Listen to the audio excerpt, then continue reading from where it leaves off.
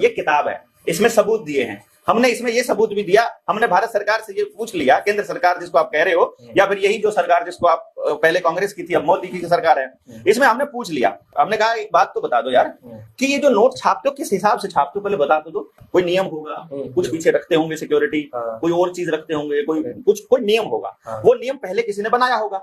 आप कहते हो अब हम सोना नहीं रखते हैं, इसका मतलब आपने वो नियम बदला होगा।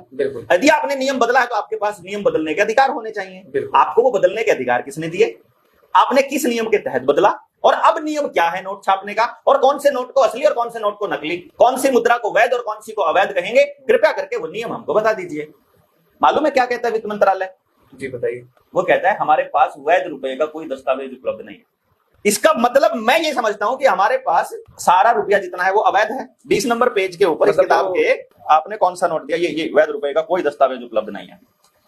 2015 में लिखना शुरू किया सरकार को और आते आते 2023 तक पहुंचे, यानी 8 साल तक सिर्फ इस सवाल का जवाब मांगने के लिए लगातार अपील पे अपील, अपील पे अपील, और सीआईसी में जाके पहुंचे, और तब जाकर के सीआईसी ने जवाब दिया। सेंट्रल इंफॉर्मेशन कमिश्नर के सामने जब आरबीआई के गवर्नर को, उसके डायरेक्टर को बैठना पड़ा, तब बताना पड़ा कि जवाब लिख कर दो इनको, तो फिर बताते हैं कि हमारे पास वैध रुपए का कोई दस्तावेज नहीं है। पेज नंबर 135 से 238 तक सारी आरटीआई की कॉपी हमने दी हुई है, इसके अंदर ये आरटीआई लगा रखी है।